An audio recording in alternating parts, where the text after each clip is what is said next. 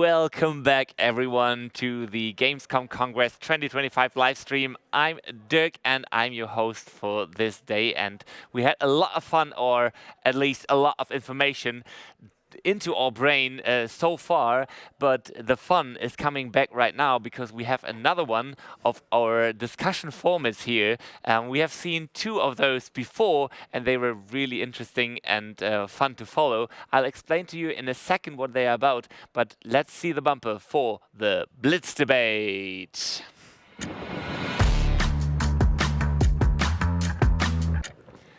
Yes, it's Blitz debate number 3 for the day, and I have two very interesting guests with me. It's Ruth and Claire. Give it up for yourself because there's no one else to applaud. Sorry, there's no audience here. Thank you so much for joining here, for joining me in this format. You guys know roughly what it's about, right? What awaits you. What you don't know is the statement that we're discussing right now.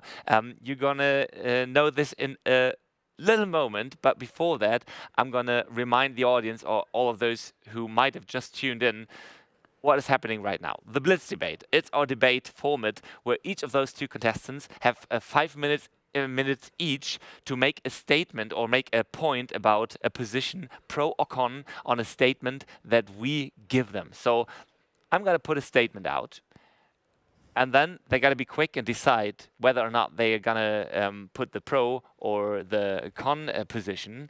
And whoever picks it is fixed with that position for the rest of the debate. So they might find arguments that are not necessarily their own, which is a bit more tricky even. And I'm going to promise you that one of you probably has a harder time than the other one.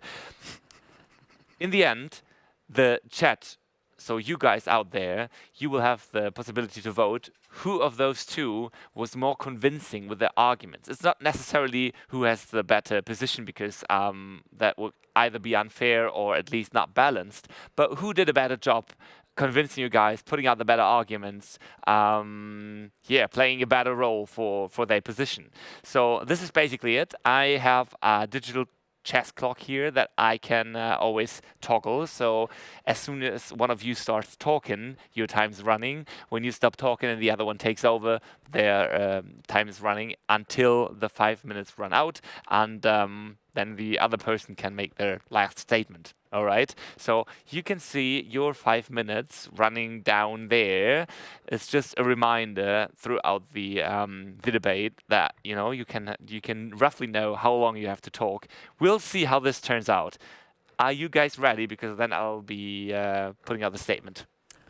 Yes. Yes. Yeah. You are. Let's do it. Yeah. Okay. As ready as we can be. I think. Very great.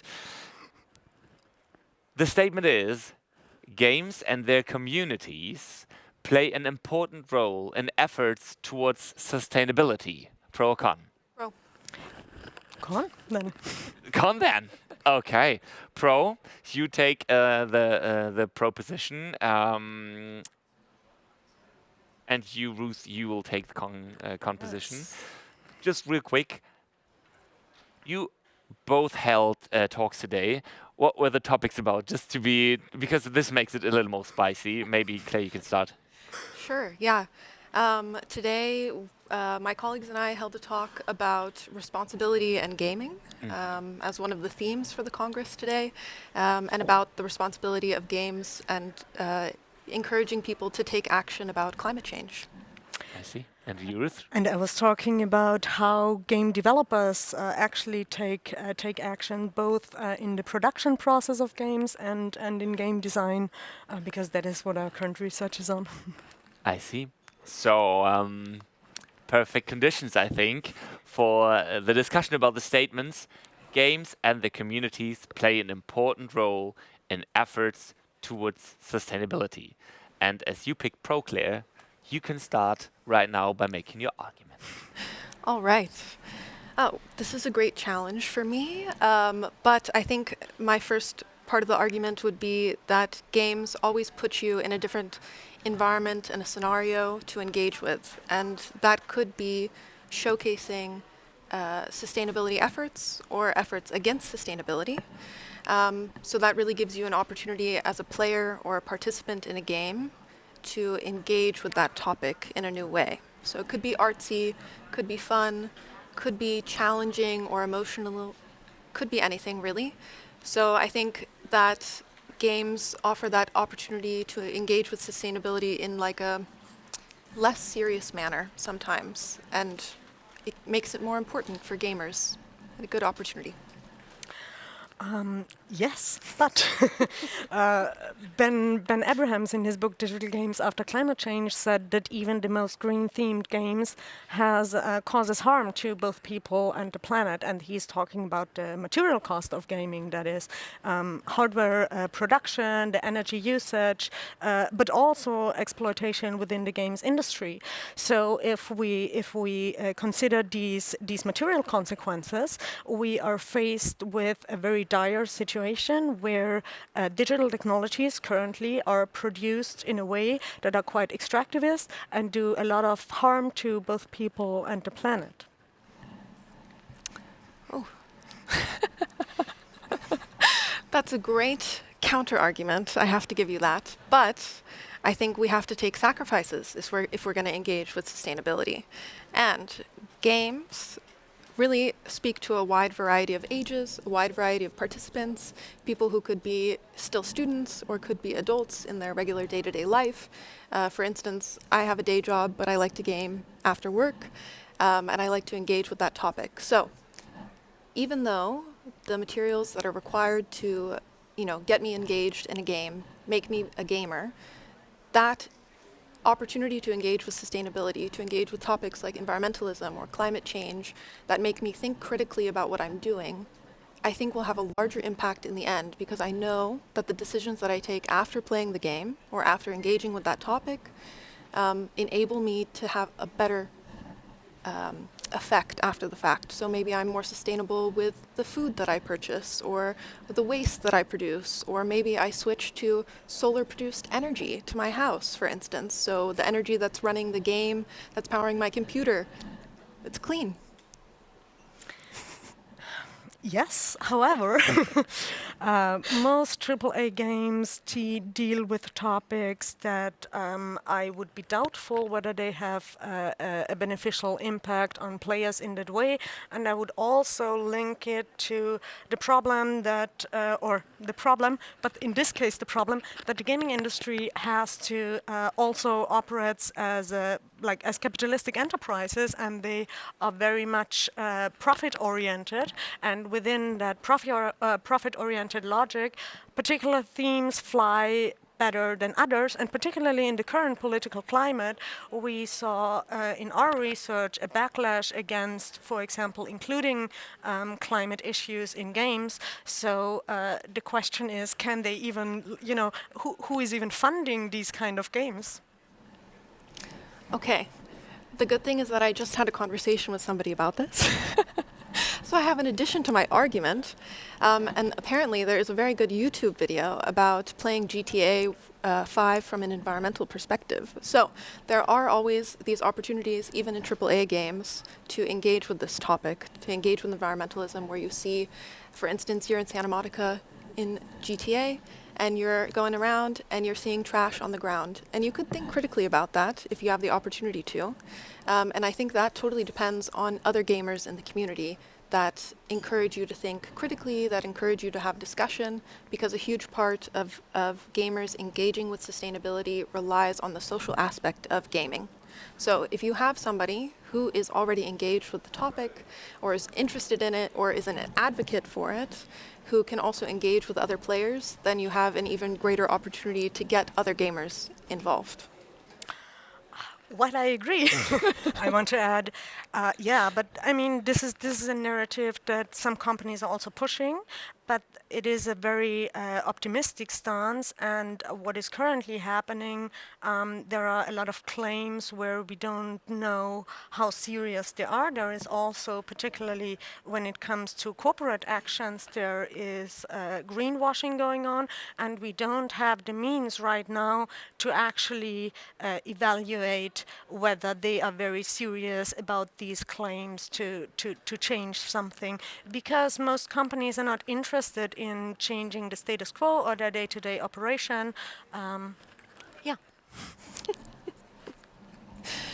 Oh man, I know that we have the same thoughts about all of this, which makes this harder. I think that, of course, profit comes first for a lot of these large organizations and companies. And of course, gamers contribute to that because we purchase the AAA games and we play them and we talk about them.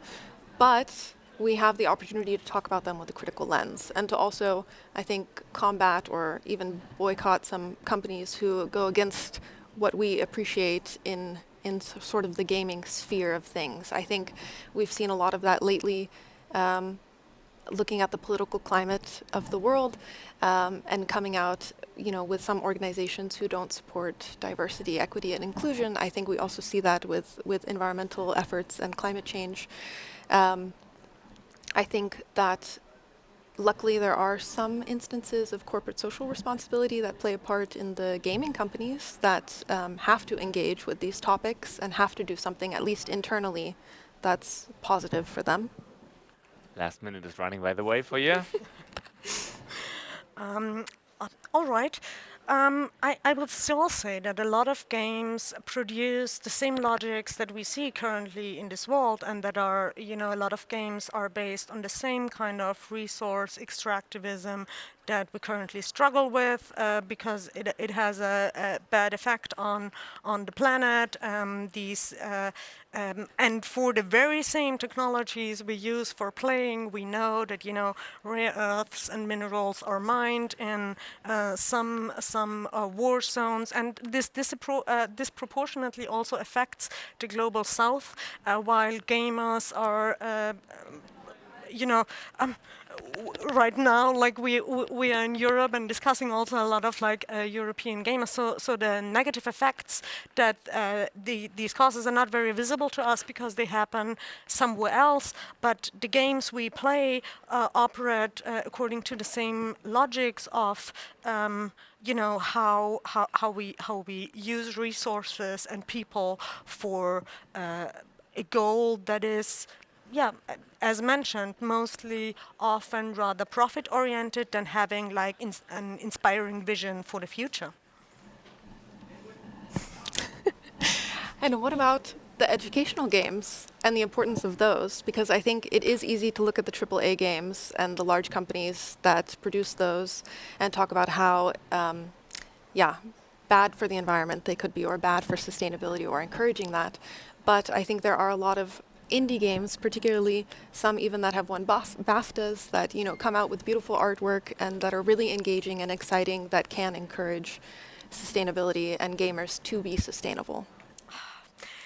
Then I have to make a very stupid claim about educational games. That is, who are they reaching? What is their impact? They're usually small games, and they're often, also from a game design perspective, they're not using the whole repertoire of game design, but often too linear, not focusing on the gameplay aspects.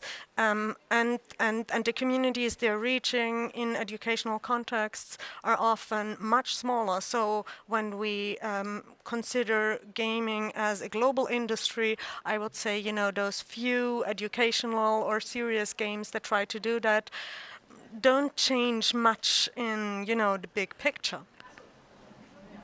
Last 30 seconds. And I would have to wholeheartedly disagree with that.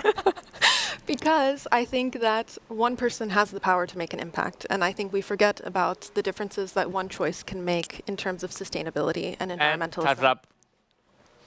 Your last argument? Yes, but in an industry that operates to the mentioned extractivist logics, according to, you know, these capitalistic growth narratives that also very much push for, you know, growth as in like more extractivist, etc. And we need to grow. I think it would need a radical and a very systematic change to really make gaming an industry that contributes positively to climate change or ecological, the ecosphere of this planet. Time's up. Thank you very much. No more seconds left for the two of you. So first of all, clap and chat for those two contestants. You did really good. Okay, there's the first GG happening there. That was an intense debate. How did you guys feel? I did not feel too good because I would agree with a lot of Claire's position, and I actually work a lot with game devs who are so passionate about making this change, right? So, but Well, yeah. but still, before we talk a little more, I give you guys at home the possibility to vote now. Vote either pro or con in chat. Okay, who did better? You know, it was on the one hand, it was Ruth who did he did a great job with the con arguments, and on the other hand, Claire who fought hard for the pro arguments on the statement, games and their communities play an important role in efforts towards sustainability. So right now, put in chat like pro or con, who did better? Who do you think earns to win here? Okay, let's see here what the voting did. How did you feel during the debate? That was tough. That was tough. It was a tough opponent, right? No, seriously. Yeah. Yeah, beautiful. Thank you. And the thing is, I couldn't tell, like, if this was a serious debate and you'd have taken on that role, I would have totally bought it. Yeah. Well, I mean, we'll be also faced with this kind of criticism, no, in our day-to-day work, I think so. Mhm. Yeah. Okay. I picked up a few of those arguments. Really? Yeah. Okay, I see. Let's see what's going on with the vote here. Okay, there's a lot of pro going on in both chats. I think I have to give this to Claire then. Thank you. Good I'm job. secretly But happy. as I said,